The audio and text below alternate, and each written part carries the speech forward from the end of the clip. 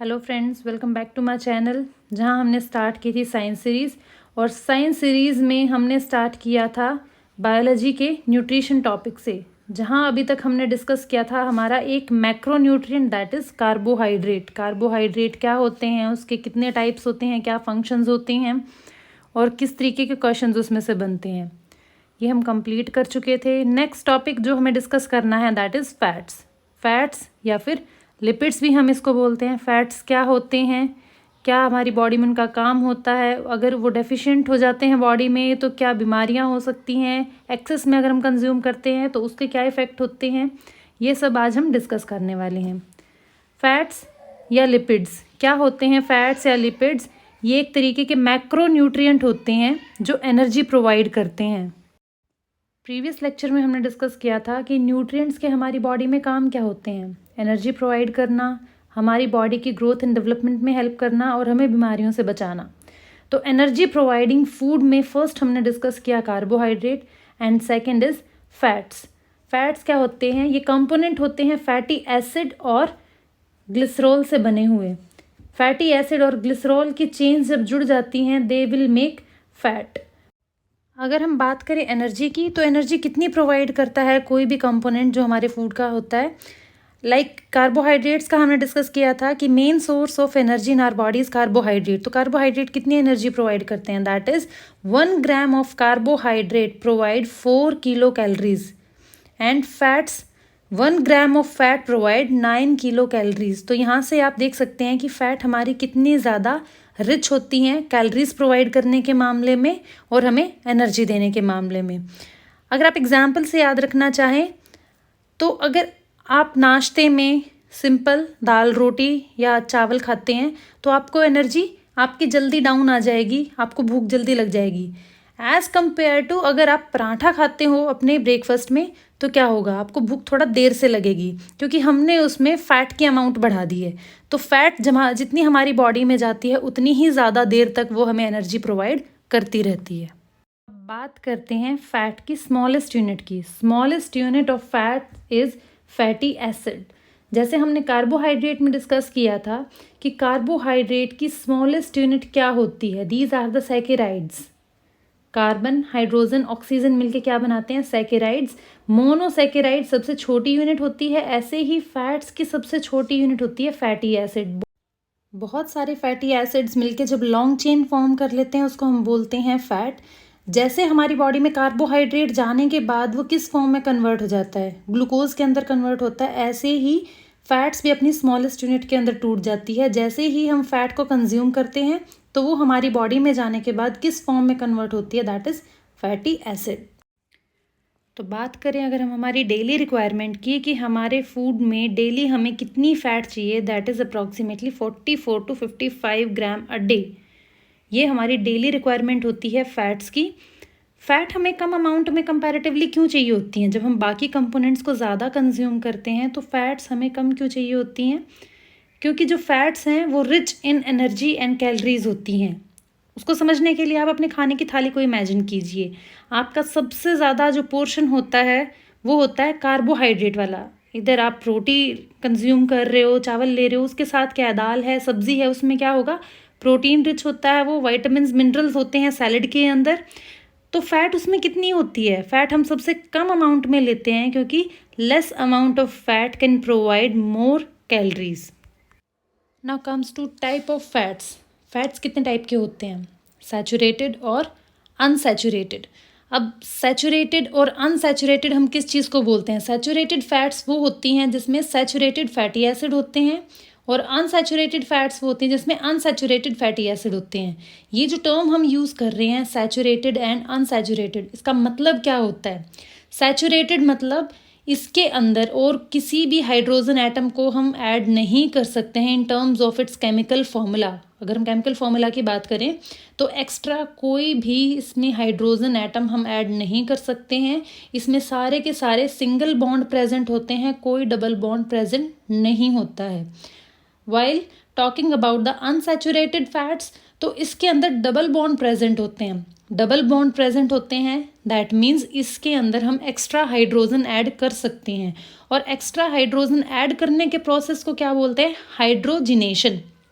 Hydrogenation general life में इसका example, किसी भी ऑयल को अगर हम घी में कन्वर्ट करते हैं, लाइक डालडा ऑयल को अगर हम डालडा घी में कन्वर्ट करते हैं तो वो कैसे होगा? उसमें से सिर्फ हाइड्रोजन गैस को पास कर दीजिए तो वो घी के अंदर कन्वर्ट हो जाएगा, सॉलिड फॉर्म के अंदर कन्वर्ट हो जाएगा, and that process is called hydrogenation. तो अगर आपसे क्वेश्चन पूछा जाए कि hydrogenation can be possible in which kind of fat, saturated और अनसैचुरेटेड, तो वो सिर्फ और सिर्फ अनसैचुरेटेड फैट्स में हो सकता है, सैचुरेटेड में नहीं हो सकता। Next difference is melting point. अगर हम बात करें मेल्टिंग पॉइंट की, तो सैचुरेटेड फैट्स का जो मेल्टिंग पॉइंट होता है वो हायर होता है और अनसैचुरेटेड फैट्स का मेल्टिंग पॉइंट है वो लोअर होता है। इसका क्या मतलब है कि लो टेम्परेचर पे जो लिक्विड फॉर्म में रहेंगी वो होंगी अनसैचुरेटेड फैट्स, और हाई टेम्परेचर पे जाके जो लिक्विड में कन्वर्ट होंगी वो होंगी हमारी सैचुरेटेड फैट्स। तो अगर आपसे क्वेश्चन पूछा जाए कि रूम टेम्परेचर पे कौन सी फैट्स हैं जो सॉलिड रहती हैं वो होंगी सैचुरेटेड, और कौन सी फैट्स हैं जो रूम टेम्परेचर पे लिक्विड की फॉर्म में रहती हैं, that is unsaturated, but with an exception. Exception क्या होगा? Coconut oil. कोकोनट ऑयल जो है वो एक तरह की अनसैचुरेटेड फैट है, बट वो रूम टेम्परेचर पे सॉलिड हो सकता है। नेक्स्ट डिफरेंस इज, जो सैचुरेटेड फैट्स होती हैं वो एनिमल डिराइव्ड होती हैं, मतलब उनका सोर्स क्या रहता है, उनको हम एनिमल सोर्स से कंज्यूम करते हैं, बट अनसैचुरेटेड जो फैट्स होती हैं वो प्लांट सोर्स से मिलती हैं। And the next difference is about cholesterol. Cholesterol की वैल्यू किसमें कितनी ज़्यादा होती है? हाई कोलेस्ट्रॉल कंटेंट होता है सैचुरेटेड फैट्स के अंदर, और लो कोलेस्ट्रॉल कंटेंट होता है हमारा अनसैचुरेटेड फैट्स के अंदर, जिनको हम ऑयल्स बोलते हैं, और सैचुरेटेड को हम घी में काउंट करते हैं, सॉलिड फॉर्म में काउंट करते हैं। अब हमने जो बात की है कोलेस्ट्रॉल की, तो कोलेस्ट्रॉल क्या होता है? कोलेस्ट्रॉल सुन के सबके दिमाग में आता है it is related to heart problems, एक नेगेटिव चीज़ है। No, that's not true. Cholesterol दो टाइप का होता है, good cholesterol and bad cholesterol. Good cholesterol किसको बोलते हैं? हाई डेंसिटी लिपोप्रोटीन को। हाई डेंसिटी, जिसके अंदर लिपिड्स हमारे हाई डेंसिटी वाले होते हैं, वो होता है हमारा गुड कोलेस्ट्रॉल। वो क्या करता है? बैड वाले कोलेस्ट्रॉल को क्लियर आउट करने का काम करता है। और बैड कोलेस्ट्रॉल, जितने भी आप हार्ट रिलेटेड प्रॉब्लम सुनते हो वो बैड कोलेस्ट्रॉल की वजह से होते हैं। बैड कोलेस्ट्रॉल क्या होता है? ये लो डेंसिटी वाला लिपोप्रोटीन होता है, ये हमारी ब्लड वेसल्स के अंदर जाके चिपक जाता है, जिसकी वजह से क्या होता है? पैसेज एरिया कम हो जाता है ब्लड फ्लो के लिए, और हार्ट को ज़्यादा प्रेशर लगाना पड़ता है ब्लड को फ्लो करवाने के लिए। दैट्स वाई ऐसा होता है कि जिसका भी बीपी हाई होता है तो डॉक्टर रिकमेंड करते हैं कि आप अपना लिपिड प्रोफाइल का टेस्ट करवाइए। लिपिड प्रोफाइल में आपको पता चलेगा कि जो लो डेंसिटी लिपोप्रोटीन है और हाई डेंसिटी लिपोप्रोटीन है, मतलब गुड कोलेस्ट्रॉल कितना है आपकी बॉडी में और बैड कोलेस्ट्रॉल कितना है। Now comes to the next topic, that is functions of fats. Fats को हमने डिस्कस किया, क्या होते हैं, कितने टाइप के होते हैं, अब ये हमारी बॉडी में काम क्या करते हैं। First and the most important function is to provide energy.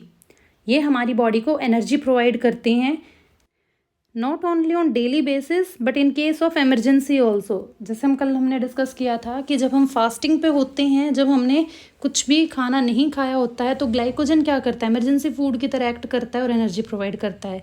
ऐसे ही फैट्स भी हमारी बॉडी में जो स्टोर्ड होती हैं वो एमरजेंसी फूड की तरह एक्ट करती हैं और एनर्जी प्रोवाइड करती हैं। Next function is to help in absorption of vitamins.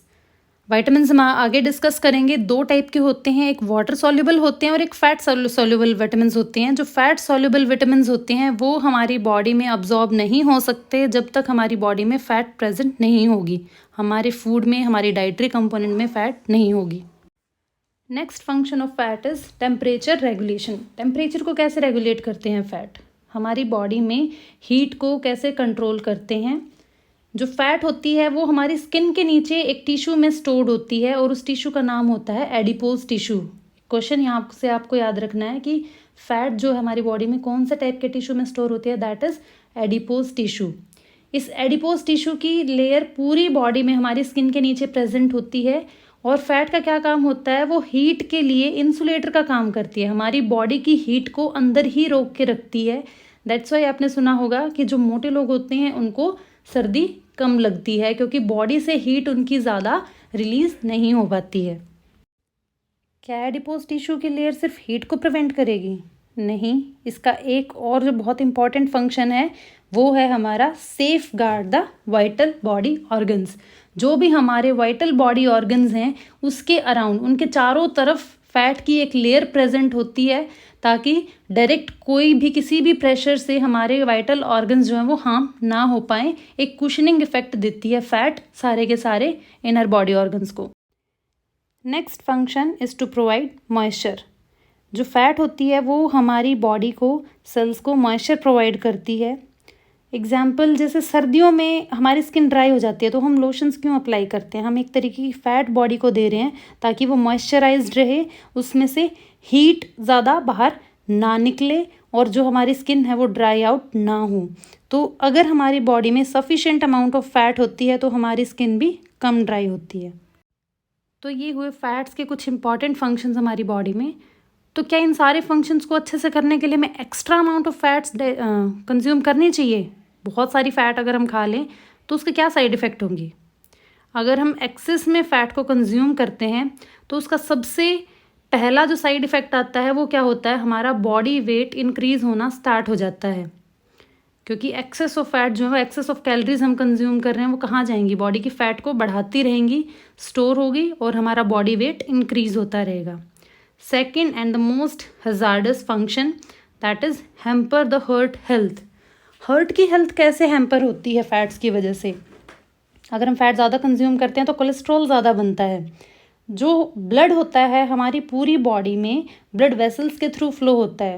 Example देके अगर मैं आपको समझाऊं तो पाइप्स होती हैं छोटी छोटी, कुछ थोड़ी वाइड होती हैं, कुछ नैरो होती हैं, उनके अंदर से ब्लड कंटिन्यूसली हमारी बॉडी में सर्कुलेट होता रहता है। तो कोलेस्ट्रॉल क्या करता है? धीरे धीरे हमारी ब्लड वेसल के अंदर डिपॉजिट होता रहता है, तो ब्लड के निकलने का जो पैसेज है वो बहुत नैरो हो जाता है। तो एक तो किसी चौड़े जगह से अगर ब्लड निकल रहा है तो वो नॉर्मल प्रेशर से निकलेगा, लेकिन अगर वो पैसेज नैरो हो जाए, उसका रास्ता ही कम हो जाए निकलने का, तो क्या होगा? पूरे प्रेशर के साथ ब्लड निकलेगा, जिसकी वजह से क्या होगा? हाई बीपी रहेगा, और अगर बीपी हाई रहेगा तो हार्ट को और ज़्यादा प्रेशर लगाना पड़ेगा उसको पुश करने के लिए। ये सिर्फ हार्ट को ही अफेक्ट नहीं करता है, ये हमारी किडनीज़ को भी अफेक्ट करता है। तो हार्ट और किडनी दोनों को हार्म पहुंचाता है हमारा एक्सेस ऑफ फैट, क्योंकि उससे क्या होगा? ब्लड प्रेशर बढ़ेगा, और ब्लड प्रेशर के बढ़ने से हार्ट की प्रॉब्लम्स बढ़ेंगी, और हार्ट की प्रॉब्लम बढ़ने से किडनी की प्रॉब्लम्स बढ़ेंगी। अब जब हमने डिस्कस किया कि फ़ैट से कितनी ज़्यादा प्रॉब्लम हो सकती है अगर हम उसको एक्सेस में कंज्यूम करें, तो हमें सबसे ज़्यादा हार्मफुल फॉर्म ऑफ फैट भी पता होनी चाहिए कौन सी होती है। That is trans fat. It is worst amongst the fat. और सबसे ज़्यादा किस में प्रेजेंट होती है? फास्ट फूड में, पैकेज्ड फूड में। तो आगे से आप जो भी पैकेज्ड फूड लो तो उस फूड के पैकेट पे ज़रूर देखना कि ट्रांस फैट की अमाउंट कितनी है जो आपकी बॉडी को हार्म करेगी। तो जैसे ट्रांस फैट सबसे ज़्यादा हार्मफुल फॉर्म ऑफ फैट होती है, ऐसे ही सबसे ज़्यादा बेनिफिशियल फॉर्म ऑफ फैट कौन सी होती है? जो हेल्दी फैट्स होती हैं वो होती हैं poly unsaturated fats.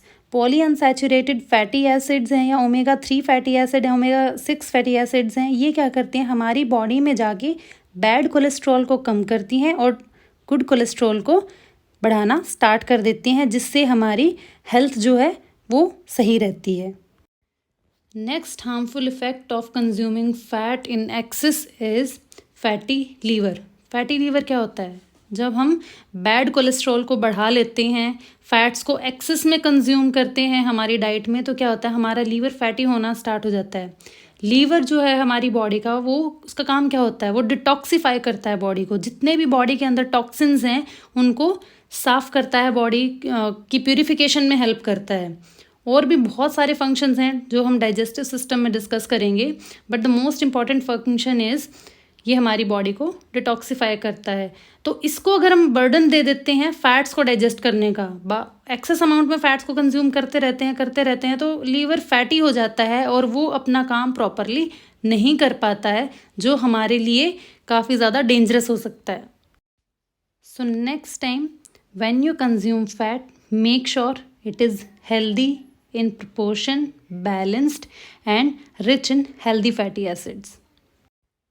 And with this we completed our today's topic that is fats, और नेक्स्ट टॉपिक होगा हमारा प्रोटीन, जो इस सीरीज़ के हम नेक्स्ट लेक्चर में डिस्कस करेंगे।